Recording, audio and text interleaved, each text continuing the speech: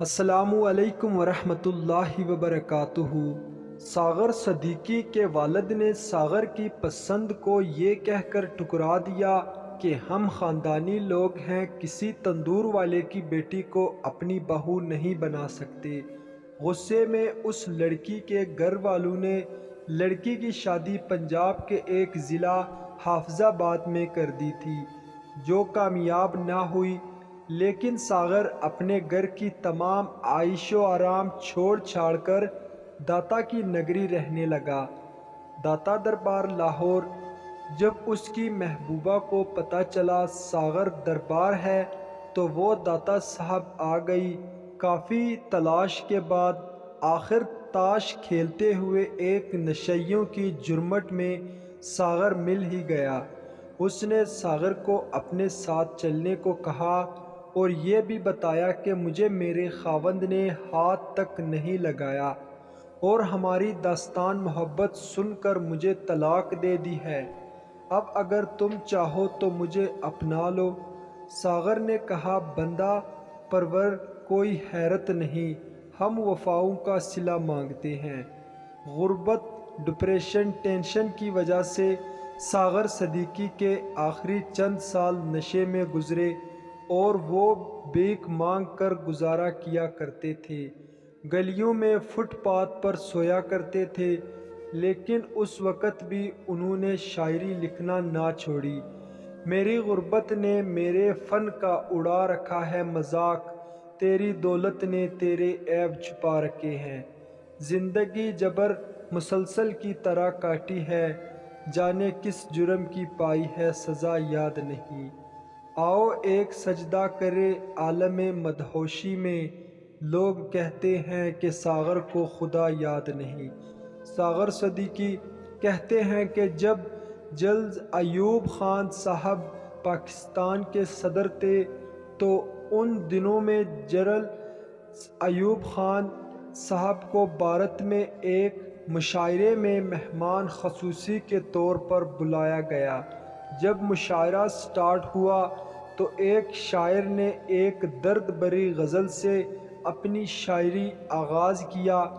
جب وہ شاعر شاعری کر کے فارغ ہوا تو جلد صاحب اس شاعر کو کہتے ہیں کہ محترم، جو غزل آپ نے سٹارٹ میں پڑھی بہت درد بھری غزل تھی، یقیناً کسی نے خون کے آنسوں سے لکھی ہوگی، اور داد دیتے ہوئے کہا کہ مجھے بہت پسند آئی ہے۔ تو وہ شاعر بولے، جناب اعلیٰ، اس سے بڑی آپ کے لیے خوشخبری اور حیرت کی بات یہ ہے کہ اس غزل کا خالق، اس کو لکھنے والا لکھاری یعنی شاعر آپ کے ملک پاکستان کا ہے۔ جب جلز صاحب نے یہ بات سنی تو آپ دنگ رہ گئے، اتنا بڑا ہیرا میرے ملک کے اندر اور مجھے پتہ ہی نہیں۔ جب اس نے اس شاعر سے اس غزل کے لکھاری یعنی شاعر کا نام پوچھا تو اس نے کہا، جناب اعلیٰ، اس درد بھرے شاعر کو ساغر صدیقی کے نام سے یاد کیا جاتا ہے۔ جب جنرل صاحب پاکستان واپس آئے اور ساغر صدیقی کا پتہ کیا تو اس نے بتایا کہ جناب اعلیٰ وہ لاہور داتا صاحب کے قریب رہتے ہیں۔ تو جنرل صاحب نے اس وقت اپنے چند خاص آدمیوں پر مشتمل وفد تحائف کے ساتھ لاہور بھیجا اور ان کو کہا کہ ساغر صدیقی صاحب کو بڑی عزت و تکریم کے ساتھ میرے پاس لاؤ اور کہنا کہ جنرل ایوب خان صاحب آپ سے ملنا چاہتے ہیں۔ جب وہ بھیجا ہوا وفد لاہور پہنچا تو انہوں نے اپنا تعارف نہ کراتے ہوئے داتا دربار کے سامنے چند کھڑے لوگوں سے شاعر ساغر صدیقی کی رہائش گاہ کے متعلق پوچھا تو ان کھڑے چند لوگوں نے طنزیہ لہجوں کے ساتھ ہنستے ہوئے کہا کہ کیسی رہائش، کون سا شاعر، ارے آپ اس چرسی اور بنگی سے کیا توقع رکھتے ہیں؟ اور پھر کھڑے ان چند لوگوں نے اشارہ کرتے ہوئے کہا کہ وہ دیکھیں سامنے پڑا ہے، چرسیوں اور بنگیوں کے جرمٹ میں۔ جب وہ جنرل ایوب خان صاحب کا بھیجا ہوا وفد ساغر صدیقی صاحب کے پاس گیا اور ان کو جنرل صاحب کا پیغام دیا تو ساغر صدیقی صاحب کہنے لگے جاؤ ان سے کہہ دو کہ ساغر کسی کے ساتھ نہیں بنتی، اس لیے ساغر کسی سے نہیں ملتا۔ جب ساغر صدیقی نے یہ بات کہی تو بشمول ساغر نشے میں مست وہاں موجود ہر نشئی ایک زوردار کہکہے کے ساتھ کچھ دیر کے لیے زندگی کے دیے غموں کو بھول گیا۔ بہرحال بے پناہ اصرار ترلوں کے باوجود وہ وفد واپس چلا گیا اور سارے احوال و حالات سے جنرل صاحب کو آگاہ کیا۔